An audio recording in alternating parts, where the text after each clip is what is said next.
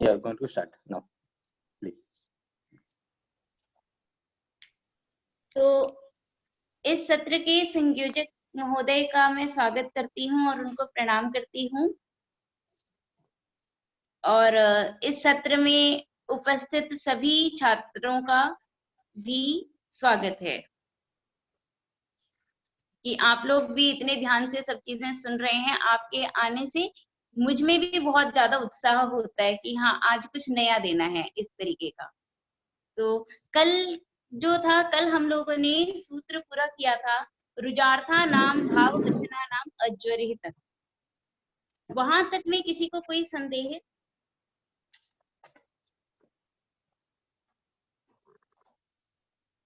तो आगे चलें। ये वाला मैम उदाहरण एक बार बता दीजिए। सर्पीशो क्या जन्म वा। कौन सा? इस सर्पीशो दयनम ईशनम वा। अच्छा ठीक है, सर्पिशो दयनम। अच्छा, ये तो अधिगर्थ दयेशाम कर्मणि सूत्र में है ना। तो अधिगर्थ दयेशाम कर्मणि में कह रहा था कि अधिगर्थ जिसमें रहे, दय और ईश अर्थ यदि रहे तो वैसे ही सर्पिशः दयनम, कर्मी भूत सर्पिश संबंधी दयनम, ठीक है। और वैसे ही कर्मी भूत सर्पिश संबंधी ईशनम, ठीक है ना। ईशनम मतलब मैंने कल बताया था, विनियोग करने को हम कहते हैं ईशनम जी, ठीक है। और दयनम मतलब देने की इच्छा, देना, जी ठीक है जी। जैसे हवन हो रहा है तो सर्पिश संबंधी उसमें विनियोग कर रहे हैं, ठीक। जी मैम। तो आगे चलते हैं हम लोग। आशिषीनाथः, आशिषीनाथः किं सूत्रमस्ति? आशिषीनाथः। तो इस सूत्र में कितने पद हैं? दो पद हैं। कौन कौन से? आशिषी और नाथ। आशिषी और नाथः, ठीक है। नाथ में कौन सी विभक्ति है? ये प्रथमा योग। नहीं नहीं, षष्ठी विभक्ति है, ठीक है। तो नाथः, नाथ को क्या होता है? आशिषी अर्थात आशिषी अर्थे, आशिषी अर्थे। इससे पहले ही सूत्र है हमारा अधिगर्थ दयेशाम कर्मणि। देखिए, अधिगर्थ दयेशाम कर्मणि, इससे पहले ही सूत्र है। आप सिद्धांत कौमुदी भी है तो उसमें भी देख सकते हैं, ठीक। तो दिख रहा है ना?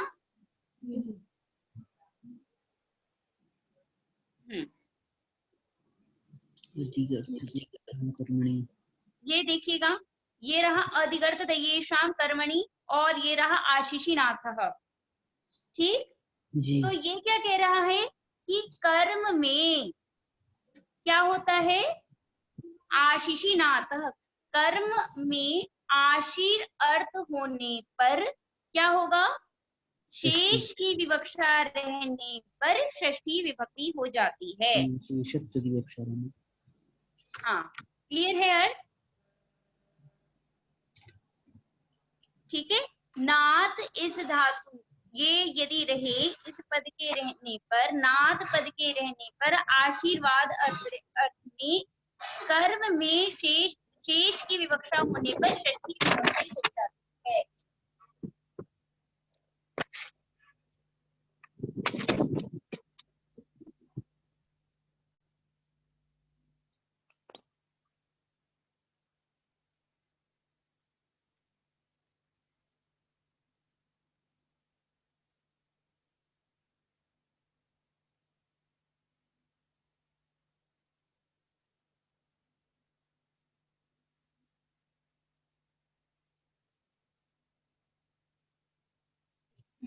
हाँ, तो बात समझ में आई आपको? तो यहाँ पे देखिए, दो धातु हैं, एक नात्री और एक नाद्री, ठीक है। इन सभी के क्या अर्थ है? एक आशीर्वाद का अर्थ एक दान देना, याच्या मतलब मांगना, ठीक है। उपताप और ऐश्वर्य, उपताप का मतलब ऐसी इच्छा होना कि वह मेरा हो जाए। तीसरा ऐश्वर्य मतलब जो हमें आशीर्वाद आदि मिलता है कि ऐश्वर्यवान हो। ये 3 अर्थ होते हैं किसके? आशीष के। आशीष के 3 अर्थ होते हैं, क्या क्या? याच्या यानी कि मांगना, उपताप, उपताप का मतलब क्या होता है कि ये मेरा हो जाए ऐसी इच्छा रखना, ठीक है। और तीसरा क्या हुआ? आशीर्वाद, ठीक है। तो यहाँ पे हम क्या करेंगे कि आशीर्वाद अर्थ में यानी कि ये मेरा हो जाए ऐसे अर्थ में यदि नाथ धातु है, क्षम्यताम, नात्री के ये 3 अर्थ हैं, तो इसमें आशीर्वाद अर्थ में नाथ धातु से क्या होता है? षष्ठी विभक्ति हो जाती है। तो जैसे कि सर्पिशो नाथनम, क्या प्रयोग है? सर्पिशो नाथनम, प्रयोग क्या है हमारे पास? सर्पिशो नाथनम। यहाँ पे आप देख सकते हैं नाथ का मतलब है यह मेरा हो जाए। आशीर्वाद का भी अर्थ यही हुआ कि यह मेरा हो जाए, अनुशंसा। तो ऐसे में नाथ से षष्ठी विभक्ति हो जाएगी, मतलब सर्पिश शब्द में षष्ठी विभक्ति हो जाएगी, क्योंकि नाथ का अर्थ क्या है कि यह मेरा हो जाए, ठीक है। ये घी मुझे मिले, मुझे थोड़ा अधिक मिले, अगर ऐसी इच्छा है तो सर्पिश से शेष की विवक्षा में हम क्या कर देंगे? षष्ठी विभक्ति कर देंगे। क्लियर है बात? मैम ये जो 2 धातु बताई हैं, नात्री और नाद्री, कैसे बताई हैं? हाँ, तो रूपनाथ ही हो जाता है। नात्री का अर्थ क्या होता है और नाद्री का? दोनों का ही अर्थ एक है, नात्री और नाद्री, ये दोनों के दोनों धातु पठित हैं, जो कि याच्या, उपताप, ऐश्वर्य, आशीषु ऐसा करके कहा गया है कि इन सभी अर्थों में नात्री और नाद्री ऐसी धातुएं पढ़ी गई हैं। याच्या, उपताप, ऐश्वर्य, हाँ, ठीक, जी क्लियर है बात? जी मैम। आशीषी अर्थ मतलब क्या हुआ? इदम में भूयात, ये कि ये मेरा हो जाए ऐसे अर्थ में नाथ से क्या होगा? षष्ठी, नाथ के कर्म में षष्ठी हो जाएगी शेष की विवक्षा रहने पर, ठीक है। तो जब आप अर्थ करेंगे सर्पिश कर्मक नाथनम, तो आप सर्पिश नाथते बोल सकते हैं, सर्पि नाथते, या सर्पिंशी नाथते ऐसा भी बोल सकते हैं। यदि आप ये कहेंगे कि कर्मक कर्मी भूत सर्पिश संबंधी नाथनम, तो आप अर्थ करेंगे सर्पिशः नाथते।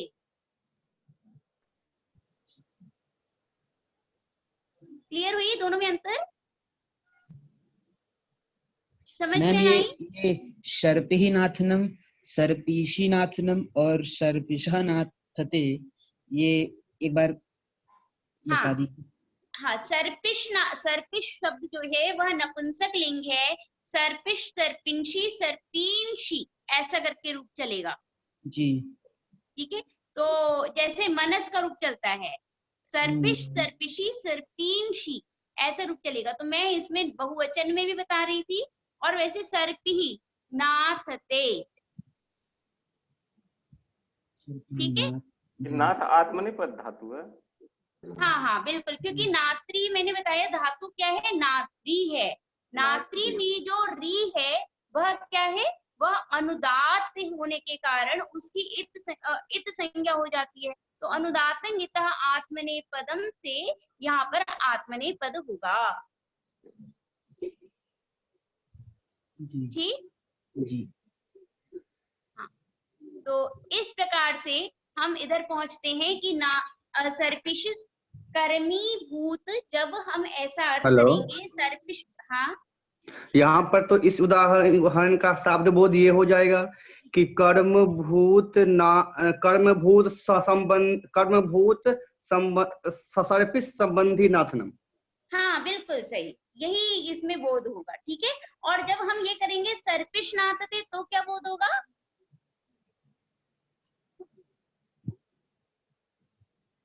जब क्या? आप कहोगे सर्पिष नाथते तो उसका क्या बोध होगा? तब तो डायरेक्ट कर्म का हो जाएगा ना, तब तो हाँ, तो कर्म, क्या बोध होगा?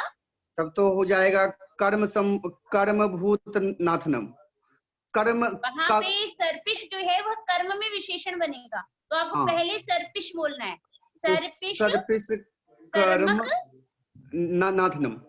हाँ ऐसा करके बोध होगा। इसमें अब कर्तृक बोध भी हो सकता है, सर्पिष कर्तृक नाथनम बोध भी हो सकता है, क्योंकि सर्पिष शब्द कर्ता में भी हो जाए, प्रथमा में भी है और द्वितीय में भी है। तब तो यहाँ कर्तृक कर्मणोकृति का भी आ जाएगा। अभी नहीं आएगा, अभी वो बात बाद में है, उसमें कृदंत होगा तब ना, यहाँ पे कृदंत है ही नहीं। ठीक है ना, तो इसीलिए हम इसमें दोनों बोध कर सकते हैं। सर्पिष अगर नाथता है तो बात तो वैसा होगा, यदि मतलब हम ऐसा कह रहे हैं कि सर्पिष संबंधी नाथनम, तो वहां पर हम क्या लगाएंगे? षष्ठी विभक्ति लगाएंगे। ठीक है ना? हाँ, तो इस प्रकार से ये बात समझ में आ गई कि नहीं? आशीषी नाथः कहा गया कि आप ऐसा क्यों कह रहे हैं, सीधा आप कहिए कि नात्री में हो जाता है, तो कहा हम ऐसा नहीं कह सकते, क्योंकि आशीष अर्थ में, जैसे कहा गया है माणवक नाथनम, क्या शब्द है? माणवक नाथनम। मैंने आपको पिछली बार भी या फिर आप पहले ये लाइन देखिए, माणवकम उपनाथति। ठीक है, तो यहाँ पर क्या है कि माणवक को मांगता है, ऐसा करके अर्थ बन रहा है। समझ में आई कि नहीं? जब हम मांगने के अर्थ में करेंगे तो यह परस्मयी पद में हो जाएगा। ठीक है, तो अब क्या हमारा अर्थ बनेगा कि माणवक को मांग रहा है, याचना है यहाँ पर अर्थ। ठीक है, तो याचना अर्थ होने के कारण यहाँ पर आप देख रहे हैं कि में भूयात ऐसा अर्थ नहीं है, क्या है? मांग रहा है। आशीषी अर्थ नहीं होने के कारण यहाँ पर क्या हो जाएगा? यहाँ पे हम इसमें हम कर्म करेंगे, तो माणवकम उपनाथति। यद्यपि यहाँ पर भी आप षष्ठी शेषे से षष्ठी कर सकते हैं, कोई दिक्कत नहीं है, षष्ठी शेषे से प्राप्त है और उसको बाधेगा नहीं कोई भी। किंतु क्या फल क्या है यहाँ पर? फल क्या है यहाँ पर? मैंने कल भी बताया था, अब जो सूत्र पढ़ रहे हैं उसका एक ही फल है, तो उसमें समास नहीं करना। हाँ, समास नहीं करना है, लेकिन ठीक है ना। तो जैसे आप देख सकते हैं सिद्धांत कौमुदी में उन्होंने उदाहरण में दे रखा है, वो पढ़िएगा, आशीषी किम, आशीषी इति किम माणवक नाथनम, माणवक नाथनम। ठीक है ना, तो यहाँ पे आप देख सकते हैं समास हो रहा है, किंतु आप यही चीज सर्पिष नाथनम ऐसा करके समास नहीं बना सकते। मुख्य प्रयोजन इसका यही है। षष्ठी विभक्ति होती है कि नहीं होती है ये सोचना इसका मुख्य प्रयोजन नहीं है, क्योंकि षष्ठी विभक्ति होगी ही। ठीक है, षष्ठी शेषे से अपने आराम से षष्ठी विभक्ति हो सकती, पहले से भी प्राप्त थी और माणवक में भी हो सकती है। ठीक है, याच्या अर्थ में भी हो जाएगी, किंतु याच्या अर्थ में समास होगा और इस अर्थ में समास नहीं होगा, अंतर केवल इतना है। ठीक, क्लियर हुई आपको ये बात? आगे वाले सूत्र में चलें। जी हाँ, तो अगला सूत्र है जासी निप्रहण नाटक्राथ पिशाम हिंसायाम। जासी निप्रहण नाटक्राथ पिशाम हिंसायाम। ठीक, यहाँ पे कितने पद हैं? 5 2 2 पद हैं, क्योंकि सुप्तिंगंतम पदम। हाँ, उसको पद कर देंगे तब तो हो जाएगा, हाँ समास हो जाएगा उसमें। हाँ हाँ बिल्कुल, और ऐसे कर देंगे नहीं, करना यही है, ठीक है ना। अपदम न मतलब सुप और सुबंत और तिंगंत के बिना हमें बोलना ही नहीं है, ठीक है ना। तो अब क्या हुआ, हमारे पास 2 ही पद हैं, ठीक है। एक जासी निप्रहण नाटक क्राथ पिशाम, और दूसरा है हिंसायाम। हिंसायाम का अर्थ हुआ हिंसा अर्थ होने पर। हिंसायाम का क्या अर्थ हुआ, हिंसा अर्थ होने पर, हिंसार्थायाम, ठीक है। पहले सूत्र से किस किस की अनुवृत्ति आ रही है, कर्म की। हाँ, कौन से सूत्र से, अधिगर्थ दयेषाम कर्मणि। हाँ, अधिगर्थ दयेषाम कर्मणि से कर्मणि। कर्मणि की, और दूसरे से षष्ठी की। हाँ, शेषे षष्ठी से, यहाँ पर शेषे और षष्ठी इन दोनों की ही अनुवृत्ति आ जाएगी। क्लियर हुई बात। तो देख लीजिए, हिंसायाम जासी निप्रहण नाट क्राथ पिशाम कर्मणि शेषे षष्ठी स्यात्। मतलब इन सभी धातु के रहने पर क्या करेंगे हम, ये सभी धातुएं हैं, तो धातुओं के रहने पर हमें, यदि इन सभी धातुओं का क्या अर्थ है, यदि हिंसा अर्थ होगा तो, यदि हिंसार्थक धातु हैं तो हम इनमें क्या कर देंगे, इन सभी के रहने पर इनके कर्म में, इनका जो कर्म होगा उसमें हमें षष्ठी विभक्ति, शेष विवक्षा होने पर हम कर सकते हैं। क्लियर है। गाड़ी घाम में खड़ी क्या शालिनी, क्या कुछ पूछ रहे हो? नहीं मैम, वो माता जी आ गई थी ना, तो वो कुछ कह रही थी, इसलिए हम म्यूट नहीं किए थे उस टाइम।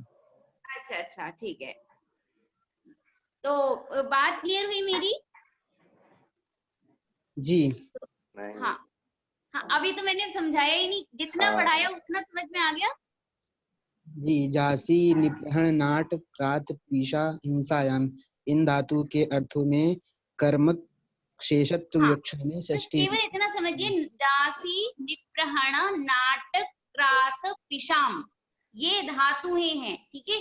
पिशाम धातु नाम योगे कर्मणि, कर्मणि शेषे षष्ठी भवति, यदि धातूनाम अर्थः हिंसायाम अस्ति चेत्। यदि इन धातुओं का अर्थ क्या है, हिंसा है तो यहाँ धातु के बीच में तो उपसर्ग भी ला दिए हैं, ये निप्र शायद। हाँ हाँ हाँ, निप्र एक उपसर्ग भी है, हाँ बिल्कुल सही। तो अब हम चलते हैं, एक एक करके एक एक पद पे चलते हैं। हिंसार्थायाम तो आपको समझ में आ ही रहा है, हिंसा के अर्थ में। हिंसा आपको पता है क्या होती है? हाँ, मारना। हाँ, पर व्यक्ति को, पर प्राणी को यदि हम कैसे भी करके हानि पहुंचाएं, उसको मारेंगे तो वह हिंसा है। मारने की इच्छा से, हमारी अगर इंटेंशन उसको मारने वाली है, यहाँ हिंसा से कैसे हिंसा लेंगे, पूर्णतः मारना या थोड़ा मारना? हननम हिंसा, हननम हिंसा, थोड़ा भी मारना हिंसा है यहाँ पर, ठीक है। तो अब हम चलते हैं सबसे पहले जासी पर, ठीक है। जासी, ऐसी तो कोई धातु है ही नहीं, तो अब क्या करें यहाँ पे? तो पाणिनि जी ने जसु धातु रखी है, जासी धातु नहीं है। कौन सी धातु है? जसु धातु है, ठीक है। ये जो धातु है ये 2 जगह पठित है, एक चुरादी गण में पठित है और दूसरी दिवादी गण में पठित है, ठीक। जो चुरादी गण में पठित है, क्या? जसु ताड़ने, हाँ, जसु ताड़ने, ऐसा करके चुरादी गण में पठित है धातु, ठीक है ना। तो एक हुआ ताड़न अर्थ में, दूसरी जो धातु है वो है मोक्ष देने के अर्थ में, मोक्षणी। ठीक है, मतलब मोक्ष का मतलब छूटने के अर्थ में है दिवादी गण में। मोक्ष ठीक है, देने के अर्थ में ये कौन सी मोक्ष प्रकरण में नहीं, पढ़ेंगे? मतलब सॉरी, वो छूटने के अर्थ में है मोक्ष का, मोक्षणी है मतलब।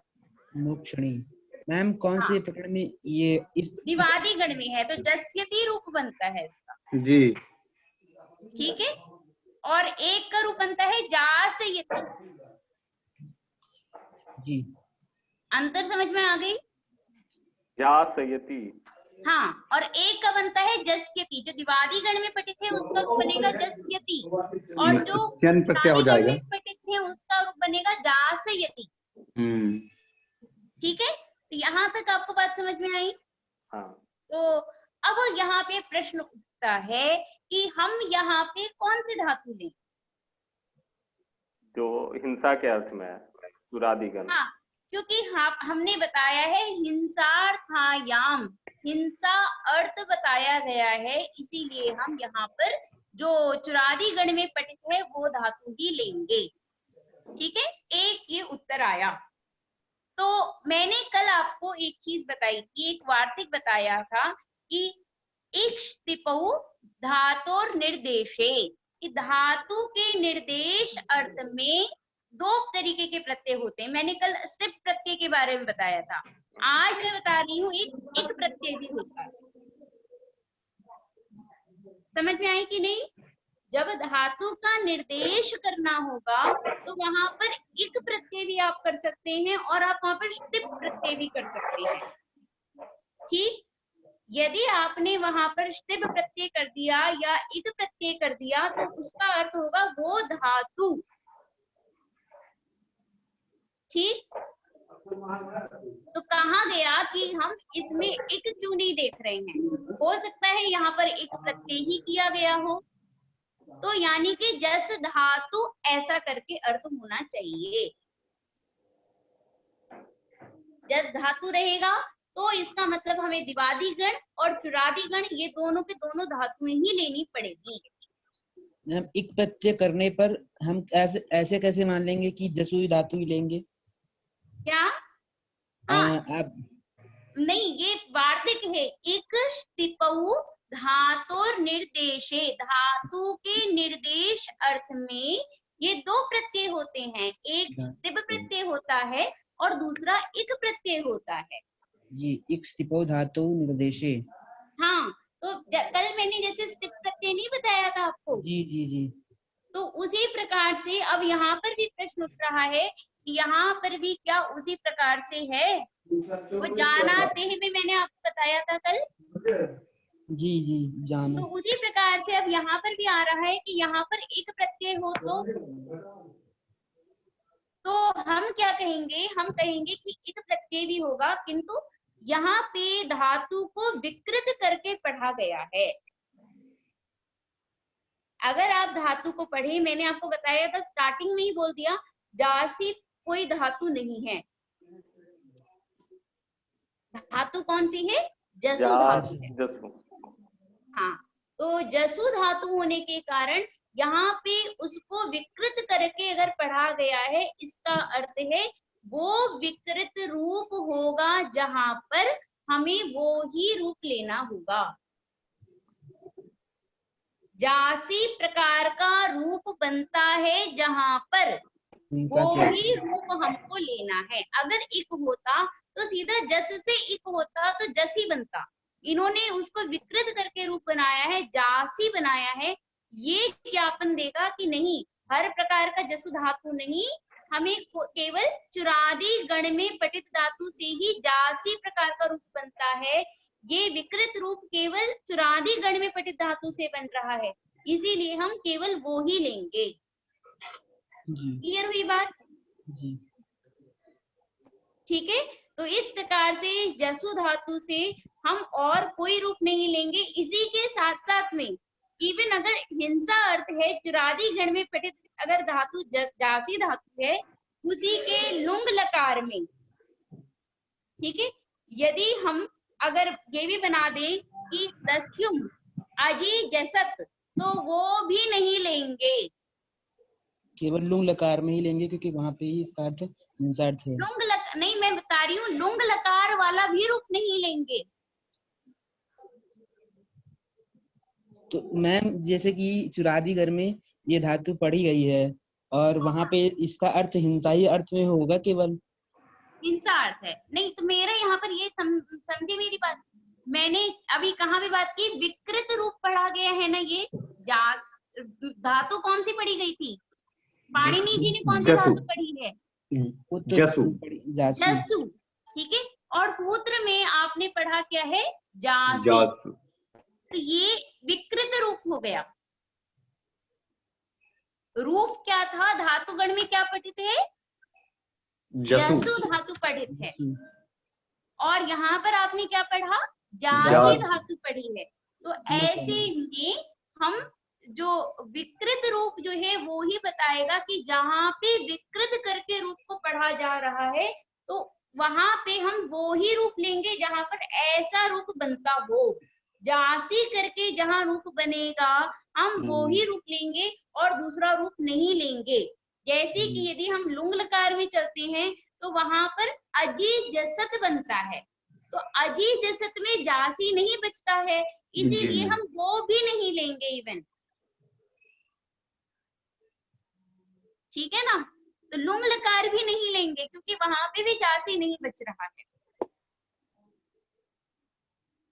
ठीक, तो इस प्रकार से हम केवल कौन सा लेंगे? जासी से हम क्या समझते हैं? कौन से गण वाला जसु धातु लेना है आपको? चुरादी। और साथ में क्या रूप होना चाहिए उसका? जासी, यानी कि सार्वधातुक प्रत्यय परे रहने पर ही लिच होता है, वही लकार में जाएगा रूप, और किसी लकार में हम इसको नहीं ले सकेंगे। ठीक है, तो इस प्रकार से हम यहाँ पे रूप बना सकते हैं कि चोरस्य जासयति, चौरस्य जासयति, ऐसा करके आप रूप बना सकते हैं। कोई दिक्कत जासी में? आप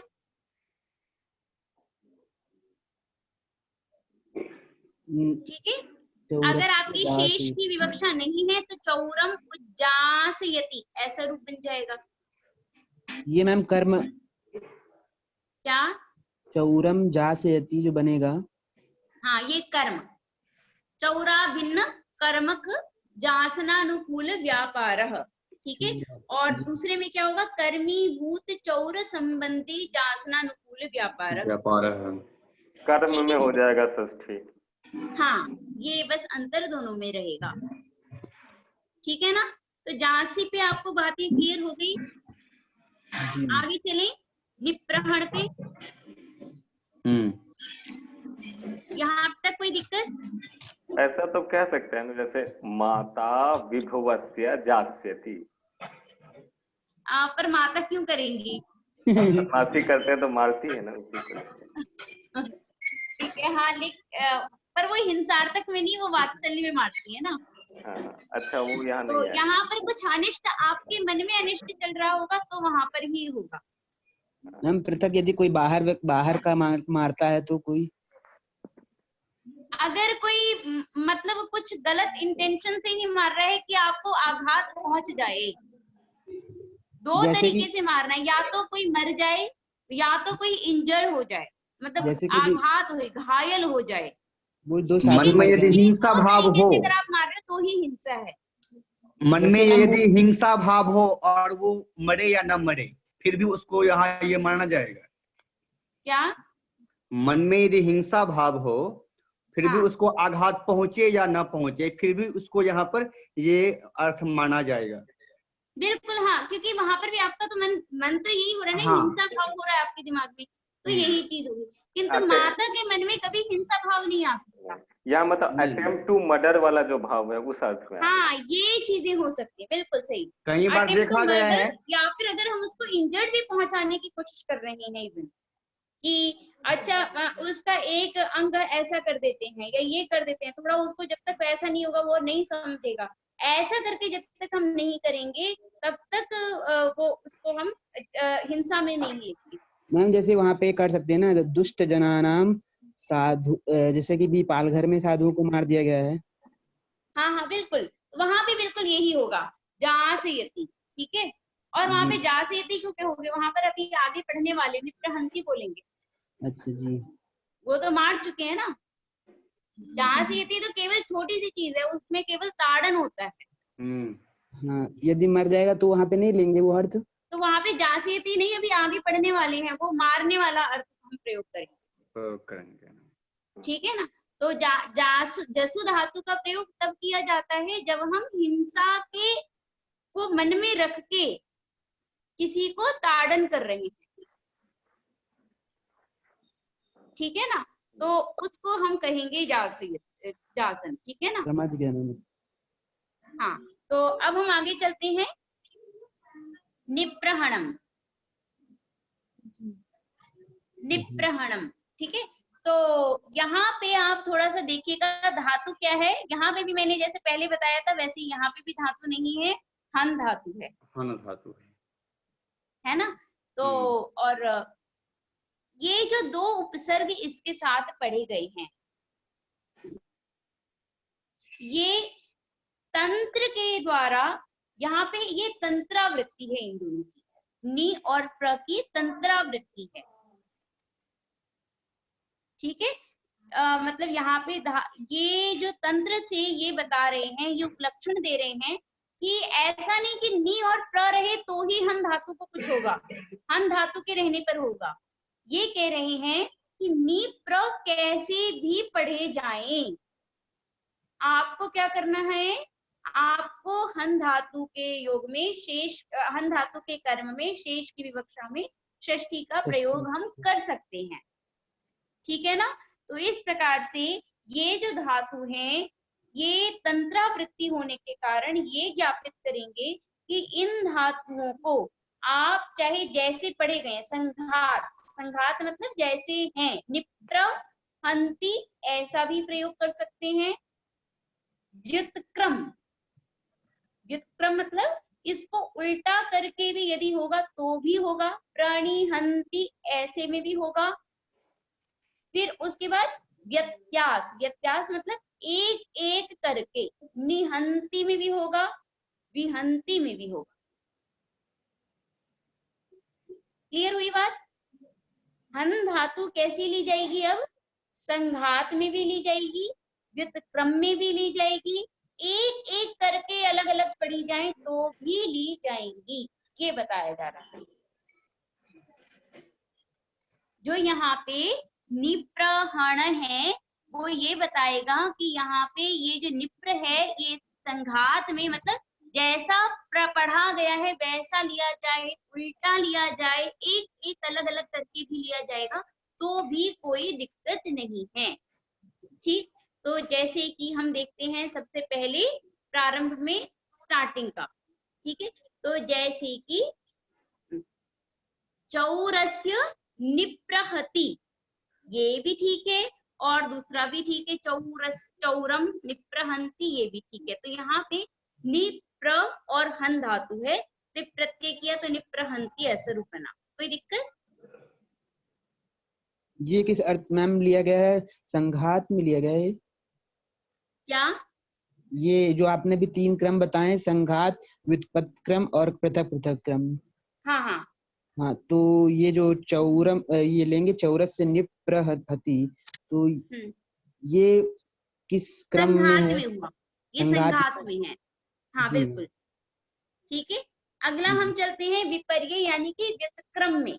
व्युत्क्रम का मतलब क्या हुआ, क्या?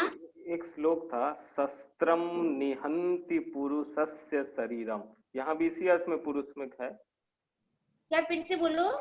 शस्त्रम निहंति पुरुषस्य शरीरम। हाँ बिल्कुल, पुरुषस्य, पुरुष संबंधी वो हनन करने की इच्छा, ठीक है। और यहाँ पर एक आप देखो चमत्कार कितना बढ़िया है कि यदि आप कर्म करते तो हिंसा अर्थ की प्रतीति नहीं ना होती। मैम समझे नहीं। मतलब हिंसा तो है, लेकिन अगर आप ये षष्ठी विभक्ति लगा रहे हैं तो ये तो सूत्र बता रहा है कि हिंसा था याम, तो वहां पे बिल्कुल वो उसको मारना ही चाह रहा है, ये अर्थ को बिल्कुल बताने के लिए यहाँ पे षष्ठी विभक्ति का प्रयोग किया गया है। हिंसार्थायाम केवल हमेशा कर्म सही। में बनाएंगे तो ठीक है, मारता है, हो सकता है, मतलब वो अर्थ नहीं निकलेगा जिसमें आप ये बता रहे हैं कि उससे संबंधित वो मारना ही उसको चाहता है, खत्म कर देना है। हाँ, ऐसा जो चाह रहा है, तो ये इच्छा को बताने के लिए हम षष्ठी का प्रयोग कर रहे हैं। और मैम अभी तक ऊपर जो हम लोग किए थे चौरस, ये जो ऊपर प्रयोग किए थे वो केवल एक दो थप्पड़ मारना के है अर्थ में ही था एक क्या? दो थप्पड़ तो नहीं मारना, क्योंकि उसमें भी आपके अगर मन में हिंसा है तो एक दो थप्पड़ मार के नहीं छोड़ोगे। चोट पहुंचाना है, जैसे चोट पहुंच जाए। हाँ, उसको चोट पहुंचाएंगे। जैसे पुलिस जो है वो चोर को बाद में जो जेल में जैसे पीटते हैं, दंड देना उसको ठीक से। जैसे अभी अभी होता है, जो लॉकडाउन में बाहर निकलते उनको 4 लाठी लगता है। हाँ बिल्कुल बिल्कुल, शाम को हाँ, पता ये भी चलता है। आपका वही हुआ, ठीक है ना। तो ये आपका जासीयती में आ जाएगा। निप्रहंती में मार देता है, टू किल, ठीक है। किंतु हाँ, अभी वाले में जो वो जो है जिसमें पुलिस मार रही है, उसमें वो केवल आपको घर में पहुंचाना चाहती है, इंजर भी नहीं करना चाहती वो। नहीं, इंजर करती है दीदी, बहुत मारती है। हाँ ये नहीं, तो है, कई लोगों को कर भी इसमें भी देती है, अगर आप 1-2 लाठी में भाग जाते हैं तो ठीक है, अगर आप अड़ जाते हैं तो अच्छा से पिटाइए। तब हाँ, ये अर्थ में ले लेंगे। तब तो डिपेंड करती है पुलिस वाले के इंटेंशन पे, ठीक है, कि इंटेंशन क्या है, ठीक। तो इस प्रकार से हम लोग संघात में पहुंचे। अब विक्रम में देखते हैं, निप्र को उल्टा पढ़ोगे तो क्या बनेगा? प्रणंती। प्रणिहनन। हाँ, प्रणिहनन बनेगा, तो यानी कि प्रणिहंती, ठीक है ना। तो चौरस्य प्रणिहंती, चौरम प्रणिहंती, दोनों के दोनों बन सकता है, ये चौर संबंधी प्रणिहनन, ठीक। अगला चलते हैं हम लोग, इसको व्यत्यास करके देखते हैं, विग्रहित करके देखते हैं, तो क्या बनेगा? चौरस्य प्रनिहंति, नहीं प्रहंती, और दूसरा क्या बनेगा? चौरस्य निहंती। ये सारे के सारे आपके इस प्रकार से बन जाएंगे, कोई दिक्कत नहीं। निप्रहण समझ में आ गया? हम्म। इस प्रकार से अब हम आगे चलते हैं नट धातु पे। नट। अब नट धातु भी ठीक जैसे मैंने जसु धातु के बारे में बताया था, वैसे ही नट धातु के साथ भी थोड़ी सी कहानी वैसी ही है। यहाँ नाट दे रखा है मैम। हाँ, बता रही हूँ। एक भुआदी गण में पठित धातु है नट, जिसका अर्थ नृत्य करना है जी। एक चुरादी गण में पठित धातु है, जिसका अर्थ मारना है, ठीक है। टू इंजर मतलब कि उसको घायल करना है, जी। ठीक है। तो अब हम इन दोनों में कौन सा अर्थ लेंगे? जी। ठीक है, तो फिर अब आप बताइए, फिर हम कौन सा अर्थ लेंगे इसमें से? इसमें तो घायल करना, चुरादी वाला ही लेंगे। हनन करने वाला ही अर्थ लेंगे, क्योंकि उसमें दो कारण है जो मैंने अभी पहले बताया था। जहां पर हम कुछ विकृत शब्द रूप प्रयोग करें, विकृत रूप का प्रयोग होगा, वहां पर हम वो ही धातु लेंगे। तो क्योंकि यहाँ पे नाट ऐसा करके, धातु कौन सी है? नाट नाट कोई धातु नहीं है, नट धातु है। धातु क्या है? नट। तो धातु को विकृत करके पढ़ा जा रहा है, इसीलिए हम ये धातु न लेकर के हमें चुरादी गण में पठित धातु ही लेनी पड़ेगी, ठीक है। तो अर्थ बनेगा नाटयति, ऐसे में बनेगा।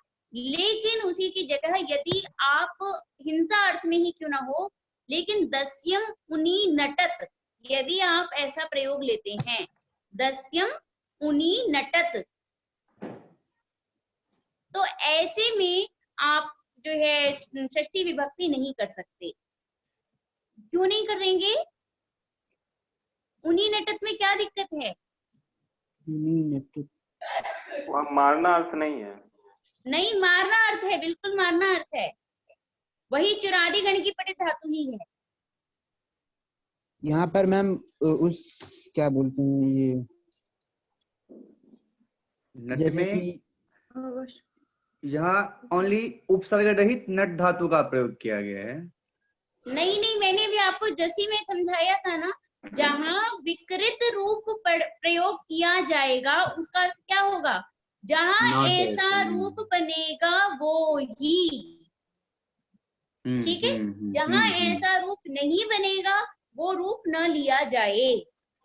यद्यपि जो मैंने पिछली बार भी बताया था, उजी जसत, ये लुंग लकार का ही रूप है और चुरादी गण में पठित धातु से ही है, लेकिन ऐसे में आपको चौरम ही बोलना होगा, चौरस्य नहीं बोल सकते हैं, ठीक है। तस्यम बोल रहे हैं। वैसे ही उन्हीं नटत में भी नट बन रहा है, नाट नहीं बन रहा है, इसीलिए हम यहाँ पे चौरस्य नहीं बोलेंगे, चौरम उन्हीं नटत ही बोल सकते हैं। दस्य मुनि नटत जैसे बोले। हाँ, मतलब सेवक को वो परेशान करता है, जी ठीक है ना। समझ में आई कि नहीं? तो ये बात समझ में आई पूरी की पूरी, कि जहां पर विकृत धातु पढ़ी जाए उसका अर्थ क्या होता है? ये विकृत रूप जहां बनेगा वही षष्ठी विभक्ति का विधान हो, और जगह षष्ठी विभक्ति का विधान न हो। जहाँ विकृत रूप पढ़ा जाएगा वहाँ पे ही षष्ठी होगी मैम। हाँ बिल्कुल सही, अन्यत्र नहीं। तो यद्यपि जैसे जसी में जास, जास जहां पढ़ा जाएगा वो ही लिया जाएगा। उजी जसत में जास नहीं पढ़ा जा रहा है तो वो नहीं लिया जाएगा। नाट में देखिए, अगर आप नाट यदि प्रयोग करते हैं तो लिया जाएगा, किंतु यदि आप उन्नी नटक, यहाँ पर आप देख रहे हैं हमने लुंग लकार का प्रयोग किया है, लुंग लकार में नट रूप बन रहा है, इसीलिए नाटी नहीं बन रहा है, इसीलिए विकृत रूप नहीं लिया जाए। विकृत रूप नहीं बन रहा इसलिए ये नहीं लिया जाएगा। और जब विकृत रूप बन रहा होगा मैम वहाँ पे तो कर्म द्वितीय दस्यम कर्म जैसे है, उसको ही शेष विवक्षा में षष्ठी हो जाएगी, ठीक है। जी। क्लियर हुई बात? उन्हीं नाट यदि ऐसा नटक रूप का जब मैम बनेगा अर्थ, तो ही बनेगा। उन्हीं नटक का अर्थ क्या परेशान लिए थे? हाँ, परेशान करता है, जी ठीक है, लेकिन ये रूप नहीं बन रहा है, इसको उदाहरण में नहीं रखना। नहीं मैम, अर्थ ज्ञात होने के लिए पूछ रहा था। हाँ हाँ ठीक है, तब तो ठीक है। चौरस्य उनाटयति ये कर दो, चौरस्य नाटयति, अगर उदाहरण में चाहिए, चौरम नाटयति, चौरस्य नाटयति, ठीक है, ये है उदाहरण में। आप इधर भी देख सकते हैं, चौरस्य उन्नाटनम, ये है ना उसमें उन्नाटनम। क्लियर हुई बात? अगला चले, अब कृत पे। क्रतु धातु क्या है हमारी? क्रतु में क्रतु धातु है, ठीक है। यहाँ पे भी जैसे मैंने अभी आपको पहले बताया था कि धातु क्रतु है, यद्यपि एक ही गण में पठित है, चुरादी गण में पठित है। क्रतु है मैम, क्रतु क्रतु प्रथ थ जी। हाँ हाँ, हिंसा अर्थ में, ठीक है, मार देता है ऐसे अर्थ में है। तो यहाँ पे भी बात कर रहे हैं हम, ये यद्यपि धातु क्या है हमारी? क्रतु। क्रतु में क्रथ पढ़ते तब तो ठीक था, और सूत्र में क्या पढ़ा गया है? क्राथ। क्राथ। तो आप देख सकते हैं विकृत रूप पढ़ दिया गया है, अर्थ क्या बनेगा अब? मारना बनेगा, क्राथ है थी। नहीं, जो मैं बता रही थी, अगर विकृत रूप पढ़ा जाता है तो क्या अर्थ बनता है? षष्ठी विभक्ति होती है, और हिंसार्थक होगा, और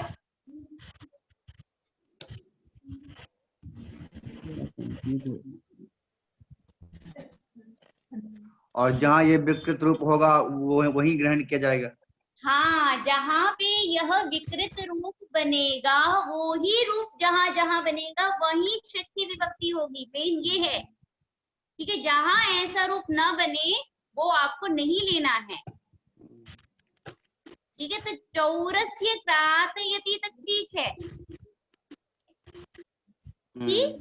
किंतु यदि आप कहते हैं कि ये चौरम अचिक्रथत, यहाँ पे नहीं बनेगा, क्योंकि यहाँ पे लुंग लकार में हमने कृत का प्रयोग कर दिया, ठीक है ना। तो ऐसे में उपधा को रस होने के कारण हमारा कृत ही रह जाता है। तो ऐसे में हमने देखा क्रात रूप नहीं है।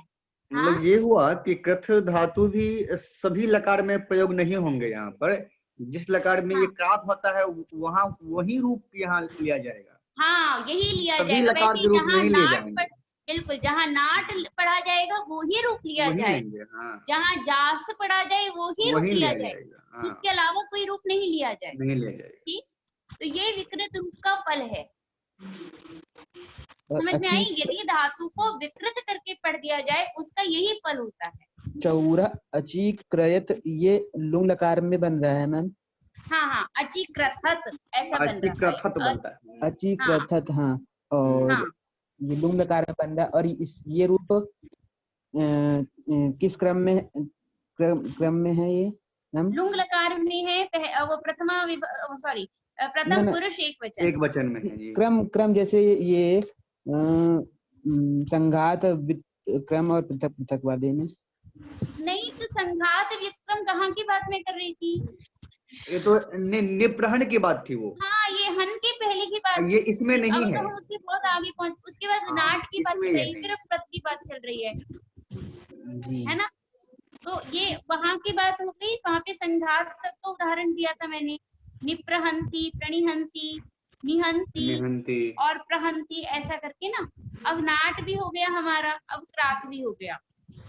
क्रात तक में किसी को कोई दिक्कत है? अब जैसे मैम अब समझा, मैं एक चीज समझा हूँ। जैसे कि यहाँ पर क्राथ सूत्र में पढ़ा गया है, तो जो रूप यदि क्राथ यति या ऐसे करके बनेगा वो ही हम ग्रहण करेंगे। और अन्यथा जहाँ पे कृत ऐसे पढ़ दिया गया नहीं लेंगे। जी जी जी, ठीक है ना। तो ये विकृत रूप ये बताता है, ऐसा विकृत करके रूप जहाँ जहाँ पढ़ा जाए वो ही रूप हमको लेना है, उसके अलावा दूसरे रूप नहीं लेने हैं। जैसे सूत्र में नाट, क्राथ और ये जास ऐसा पढ़ा गया है, ऐसे ही यदि विक्रम रूप आते हैं तो हम इसको ही ग्रहण करेंगे। बिल्कुल सही, हाँ जी, ठीक है। क्लियर हुई बात आपको? जी मैम। अगला है हमारा पिश, ठीक। तो पिश धातु में, पिश का मतलब क्या होता है? किसी को मतलब क्या कहते हैं उसको, कूटना। हम 3 बार मतलब कूटन भाव, मैम आपकी आवाज 3 बार गूंज रही है। हाँ, मुझे भी कुछ ऐसे ही लग रहा है, मेरी बात मुझे भी मिल रही है।